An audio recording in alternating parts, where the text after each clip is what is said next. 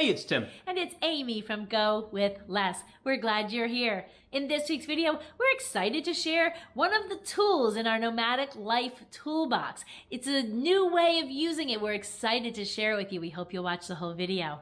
In 2015, Amy and I retired in our late 40s, and in January of 2020, we sold our home and became full-time nomads. Every Wednesday here on our channel, we are talking about our nomadic fire life.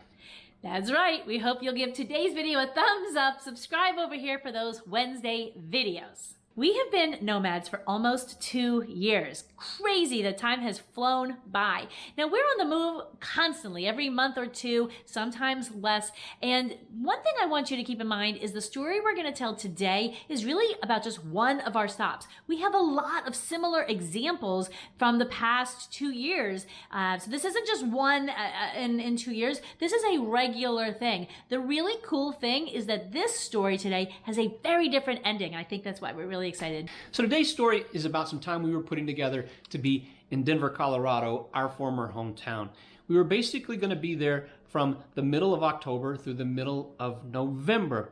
We were there for a variety of reasons. Predominantly, we were there for the Denver Film Festival. This is a 12-day event where we get to watch a lot of film, we get to see a lot of friends, we volunteer. There's just lots and lots of activities around the festival. It's a big party, and we really love it. And so that was really the stake in the ground that had us there. We also were going to see family, we were going to see friends, and we had some business to do. So we're planning to sell our car.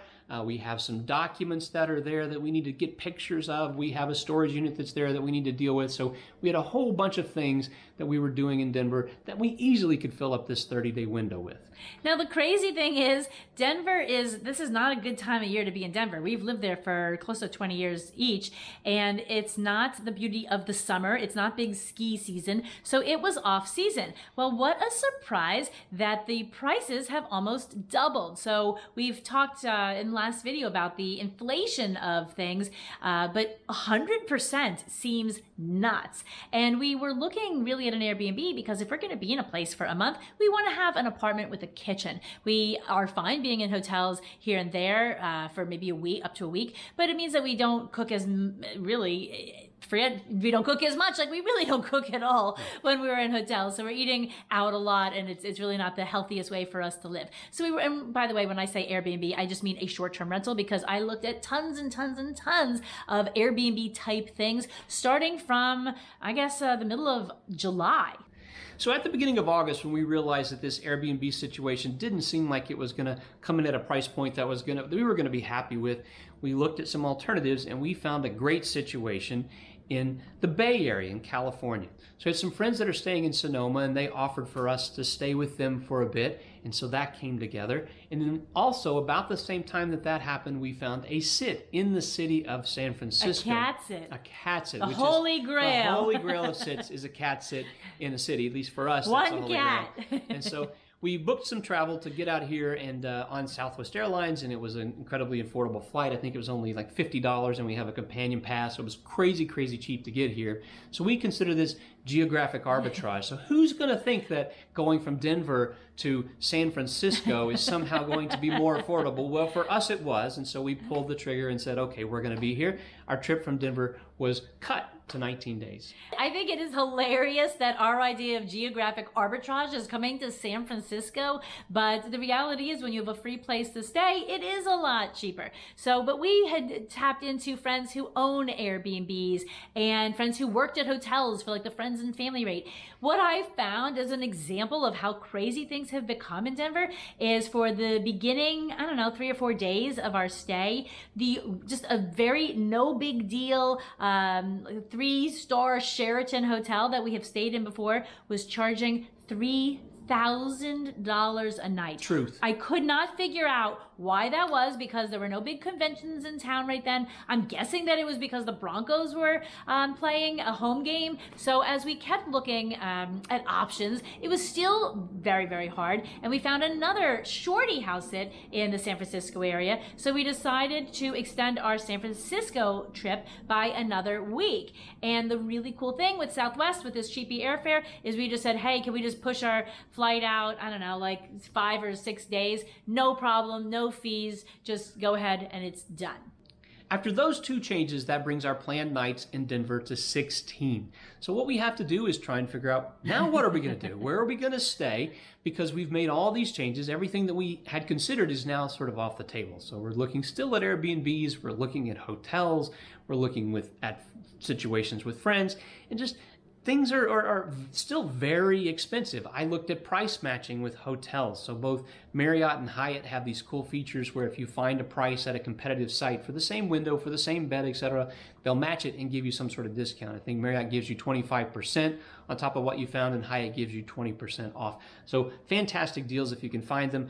And you looked and you found I some. looked and I found, actually, I think Hyatt offered us something and Marriott offered us something, but it was still pricier than still expensive, and so we were struggling with that. So as we settled into this 16-day window, Amy and I decided we're going to hunker down and get this figured out. So we spent 2 solid days, 10 hours each, trying to figure out what we're going to do. So in addition to the hotels and the Airbnb situations, friends had suggested that we could stay with them for 3 nights. We could stay with them for up to the entire window.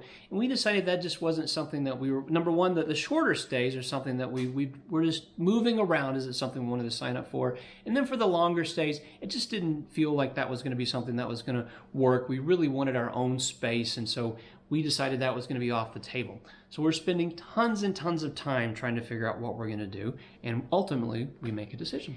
So after that 40 hours of online searching and searching, I said, I don't think Denver is meant to be.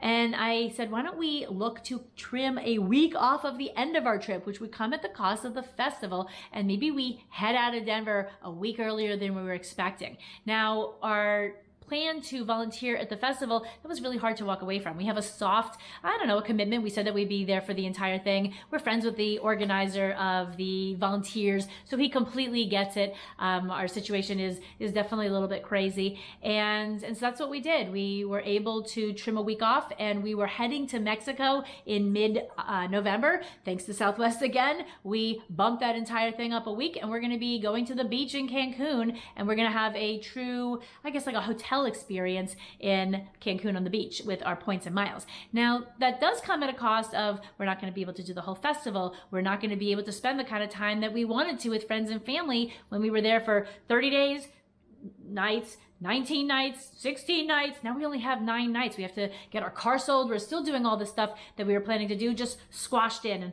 unfortunately, I guess that means we're not going to be able to have time to do a GoWithLess event, which I would like to do. So I think this is also going to come at the cost of our sanity, at least for trying to squeeze everything in. Also, just to let you know, we settled in on a Marriott Points stay for the majority of the time we're in Denver. That's where we're going to be staying. So something else to mention is that both the front end of the trip, the changes there, and the back end of the trip, all this is what we consider geographic arbitrage, meaning that we can go wherever it is we want to go to find a more affordable situation. And so in this particular case, we're going to go to Mexico because we believe it's more affordable and just simply the right thing to do. But again, the price to pay is a little bit of insane time while we're in Denver, because I think we had a month's worth of stuff to do there.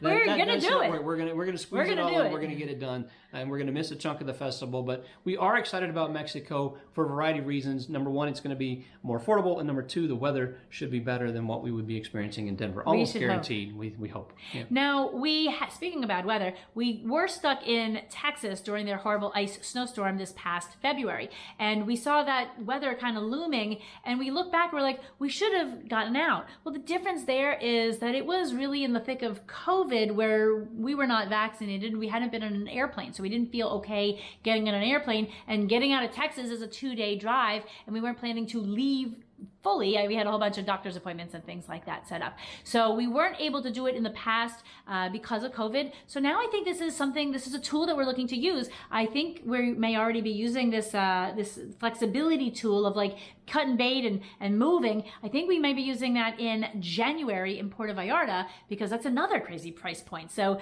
we're going to see how that works out. We're going to be continuing to be adaptable and flexible. Now, what I want to know from you is, have you ever had a flight booked and had a full trip planned and realized after you got into the planning, holy cow, this is a lot more expensive than I'd expected it to be, and made a change as a result. This is very new territory for us to say, you know, we're just going to be so flexible that we're not going to know where we're going until a few days in advance, and then we're just going to change our flights and all that. So I think it's really nice. Of course, we wouldn't be doing this if we had a house sit or anything like that. We wouldn't be canceling a sit or things that we had like a big deposit down or something. But given what we have in the mix, I guess it made sense. I think it was the universe saying like, hey, it's not meant for you to be in Denver for a long time.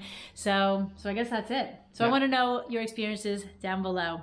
We'll see you next Wednesday. Adios.